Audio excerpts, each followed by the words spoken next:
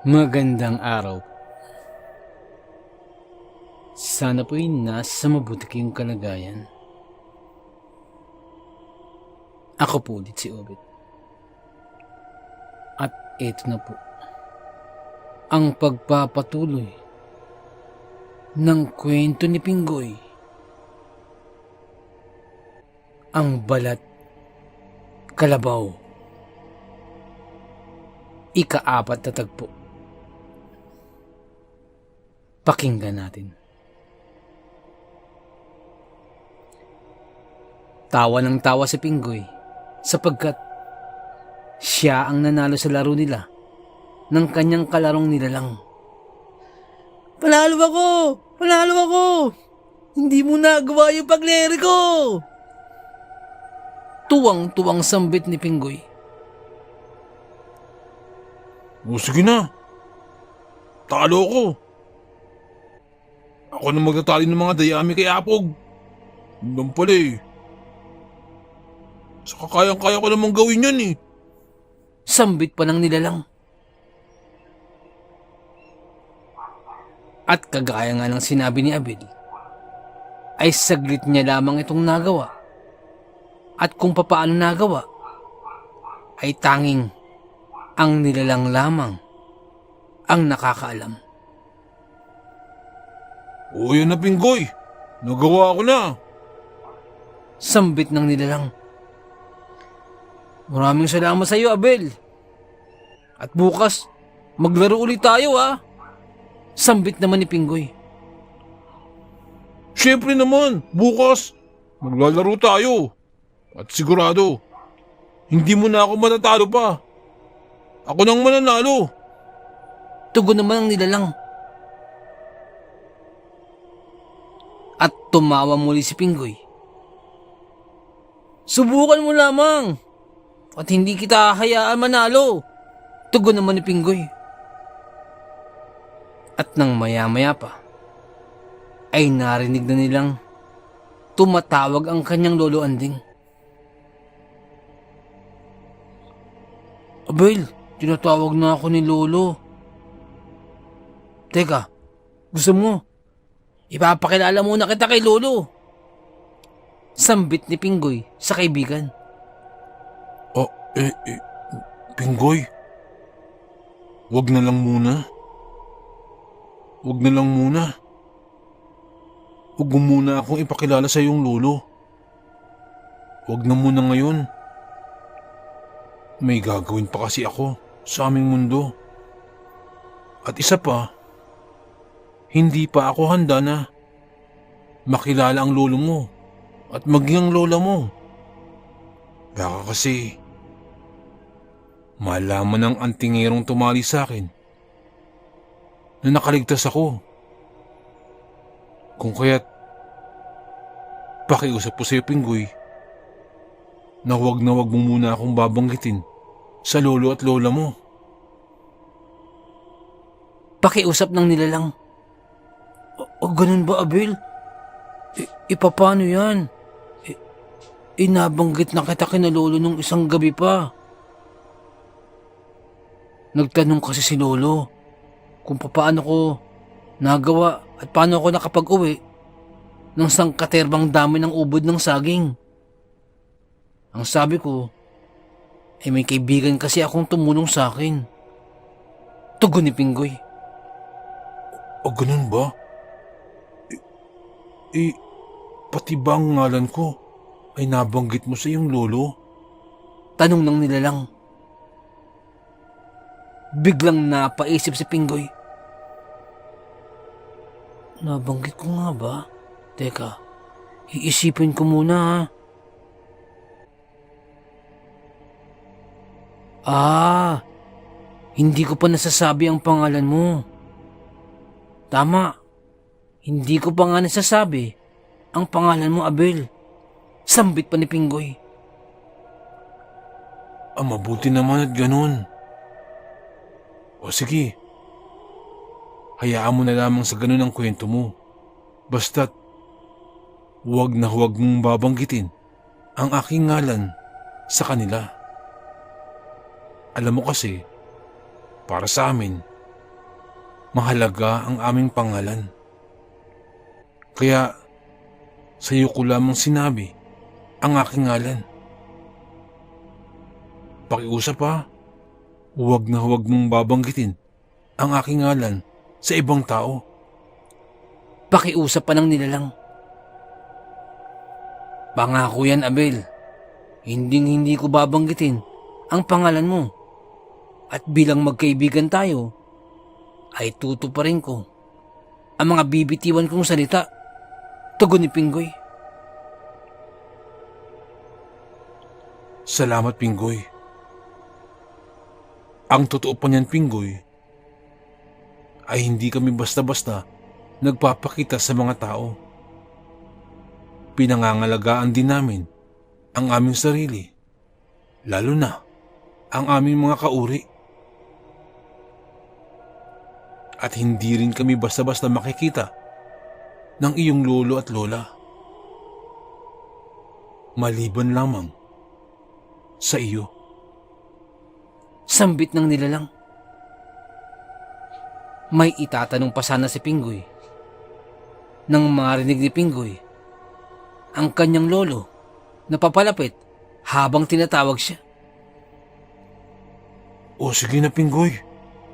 At naglalaban na ang liwanag at dilim. At aalis na ako. Babalik na muna ako sa amin. Sambit ng nilalang. O sige, Abel. Tinatawag na rin kasi ako ni lolo. Siya nga pala, Abel. Saan ka dadaan papunta sa inyo? Tanong ni Pinggoy. Tumingin si Abel sa mga kabundukan na nasa gawing likuran ng bukid. Nakikita mo ba yan, Pinggoy? Yang pagitan ng bundok na yan, diyan. Diyan ako dumadaan. Sambit ng nilalang. Paano ka nakakadaan dyan? Mataas na bundok yan eh. At isa pa, wala namang daanan dyan. Tanong pa ni Pinggoy. Tumawa lamang ang nilalang. Naririyan, Pinggoy, ang daanan patungo sa amin. May oras na bumubukas yan at nahahati ang bundok upang makatawid kami mula sa inyong mundo pabalik sa amin. Sambit ng nilalang. Talaga ba? Talaga ba, Abel? Gulat na tugon ni Pinggoy. Oo, Pinggoy. Panoorin mo. Dadaan ako dyan mamaya. Sambit ng nilalang. At kagaya nga ng sinabi ng nilalang, ilang sandali lamang ay nagsimula nang umalis si Abel. At kagaya nga ng sinabi ng nilalang, ay hinatid na lamang ng tanaw ni Pinggoy ang kaibigan habang binabagtas nito ang papunta sa kabundukan. At parang may isa kung ano na naglalakad ito na parang sumasabay sa hangin. At pagkadating nga ng nilalang sa may pagitan ng dalawang bundok, ay tila may lagusan itong pinasukan at saka naglaho.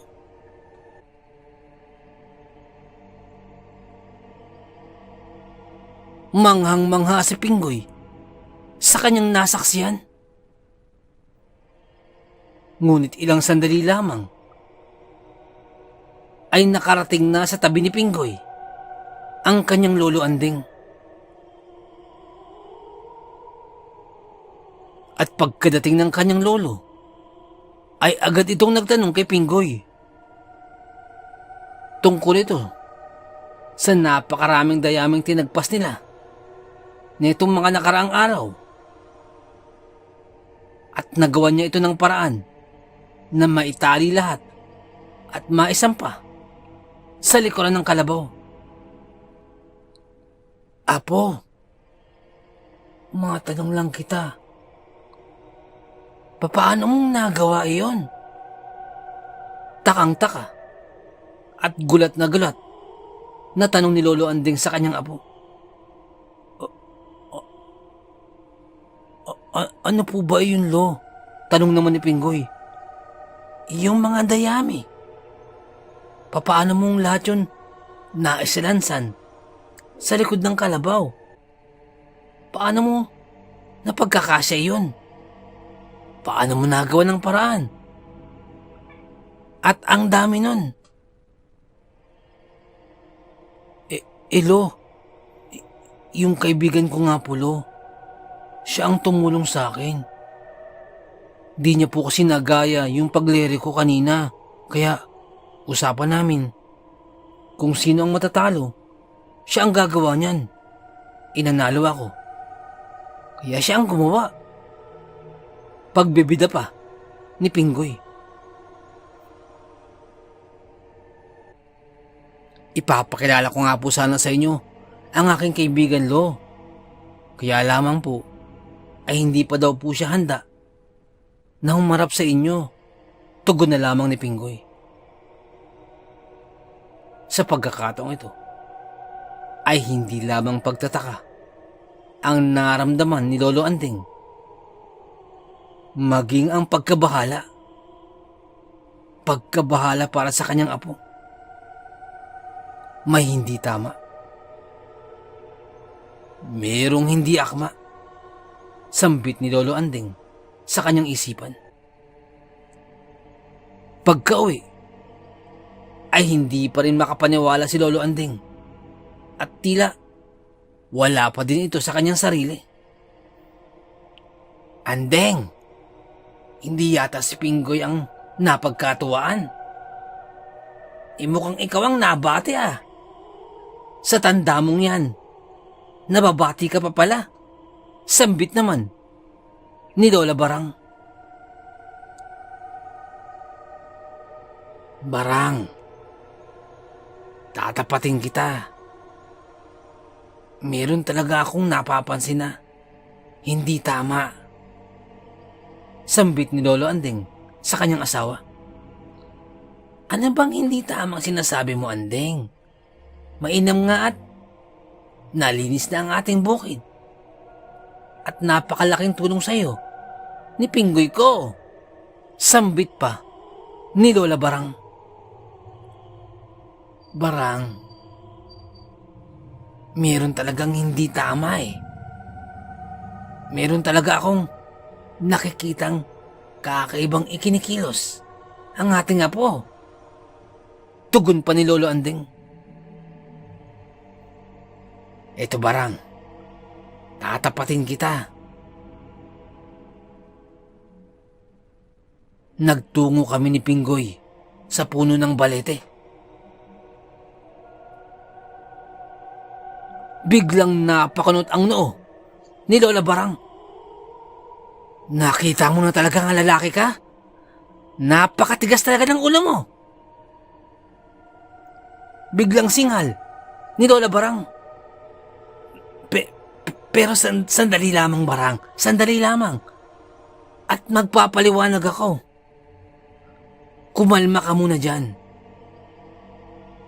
Hindi ako ang nagyakag at hindi ako nagsama sa kanya kung hindi. Si Pinggoy mismo. Siya mismo ang nagsama sa akin.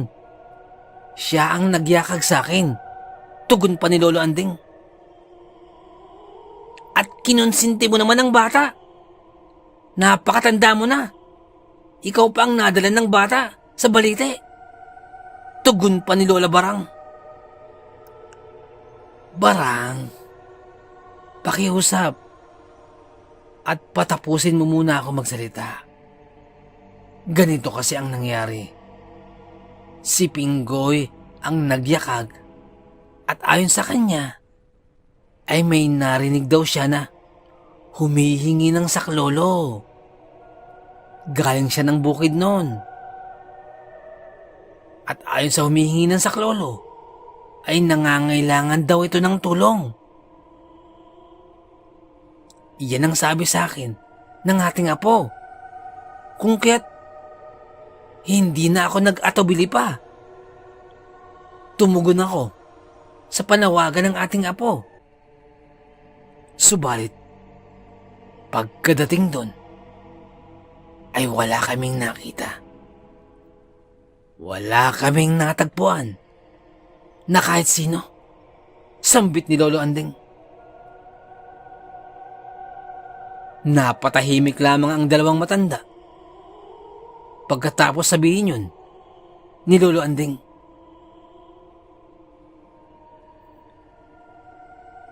Mas maigi ay tawagin natin si Pinggoy.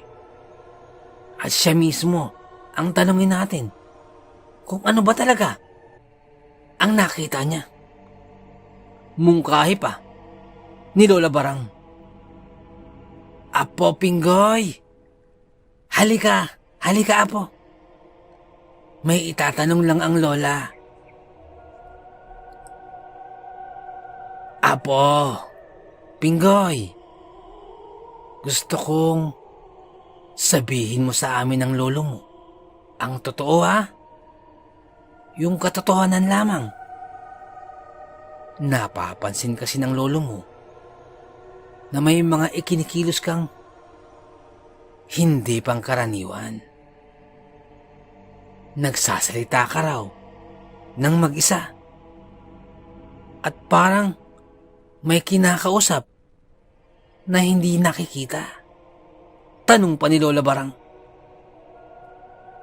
Napangiti si Pinggoy sa tanong na yun ni Lola Barang. Ngunit ilang sandali lamang ay napawi ang ngiti na yun nang maalala niya ang bilin sa kanya ng kanyang kaibigan na huwag munang sabihin sa kanyang lolo at lola ang tungkol sa kanyang kaibigan. Subalit, si Pinggoy ay isang matapat na bata at pinalaki siyang hindi nagsisinungaling. Ngunit, nakapangako din siya sa kanyang kaibigan na hindi niya ito babanggitin sa kanyang lolo at lola. Dahilan upang mapawi ang ngiti sa mukha ng bata.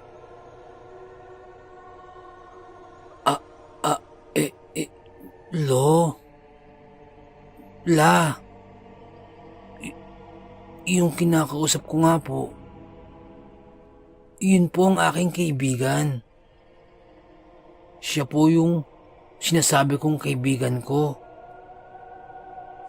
Siya rin po yung sinasabi ko sa inyo na tumulong sa akin, na kumuha ng ubod ng saging at nagkarga ng mga dayami kay Apog.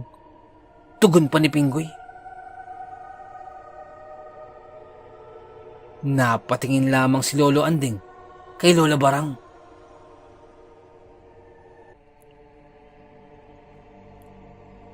Alam mo, Apo, alam mo naman na ako'y hindi na nakakakita. Kung kaya't umaasa lamang ako sa mga ikinukwento sa akin ng iyong lolo. Nag-aalala kasi kami para sa iyo, Apo. Sambit naman ni Lola Barang. Apo, sino ba yung kaibigan mo na yan? Tanong naman ni Lola Barang.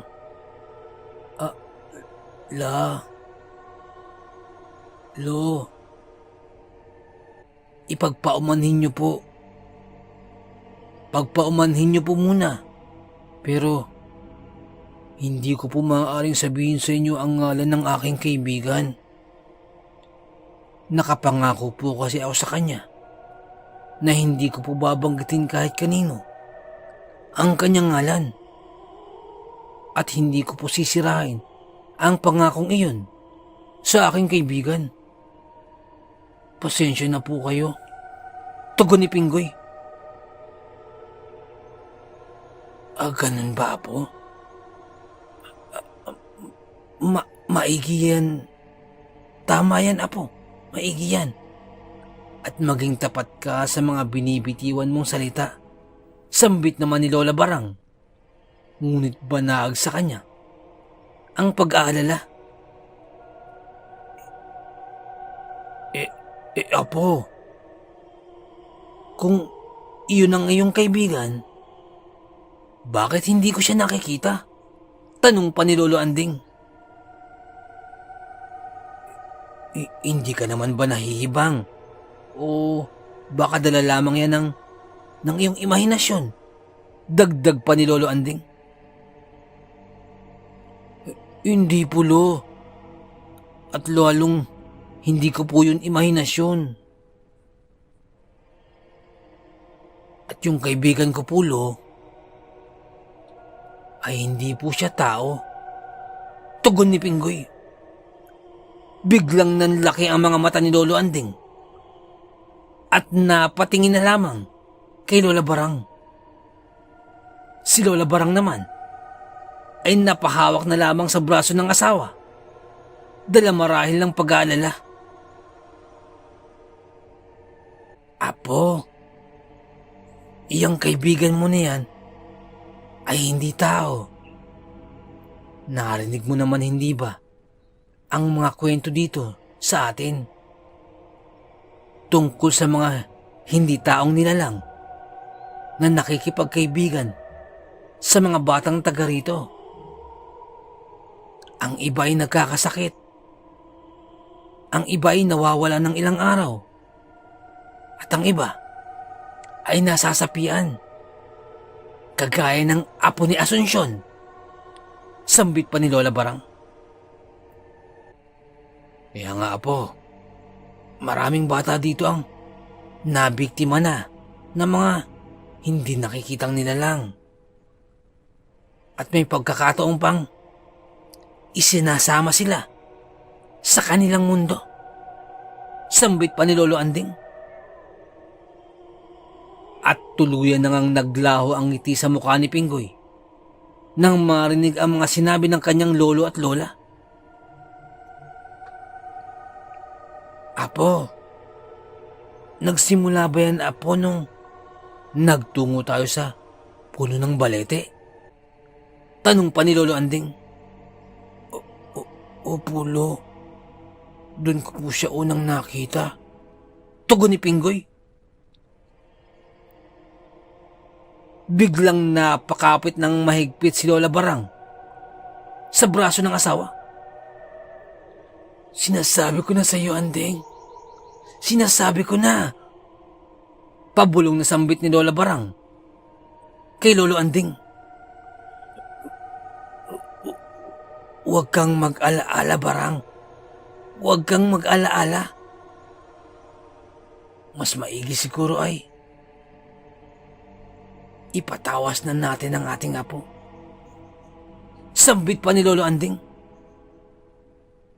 Pagkadinig nun, ay biglang kinabahan si Pinggoy at nakaramdam ito ng takot. Hindi para sa sarili, kung hindi para sa kanyang kaibigan. Paano kung malaman ng antingerong gumapos sa kanyang kaibigan at malaman na nakaligtas si Abel?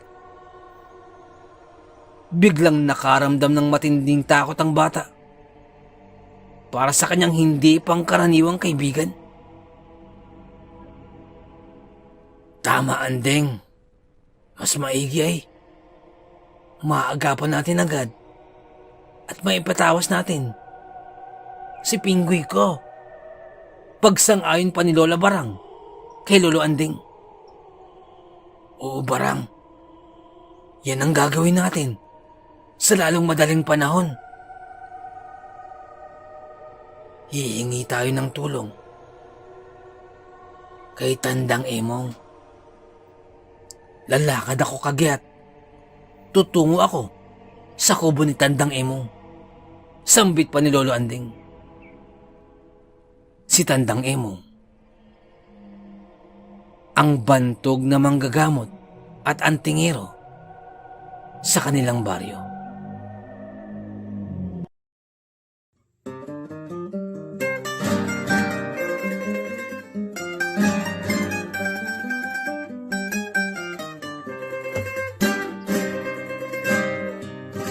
Nais ko lamang pong magpasalamat sa lahat po ng sumusuporta sa ating channel. Sa lahat po ng ating mga subscribers, mga listeners, at mga silent listeners po natin. Maraming salamat po. Ganun din po sa ating mga OFW listeners mula po sa iba't ibang bahagi po ng mundo. Maraming salamat. Ganun din po sa mga silent listeners po natin at sa mga listeners po natin mula po sa iba't ibang kapuluan po ng Pilipinas. Maraming salamat po. Sa mga nagpapadala po ng kwento, sobrang salamat po. Sobrang laki pasasalamat po. Nais ko lamang pong i-shoutout si Boss Roel Verano. Boss, shoutout po. Maraming salamat po sa pakikinig. Nais ko rin pong i-shoutout si Boss Val Dayot at sa mga taga Kalinog, Iloilo. Shoutout po sa inyo. Nais ko lamang pong i-shoutout si Ma'am Helen Casamayor. Ma'am, maraming salamat po.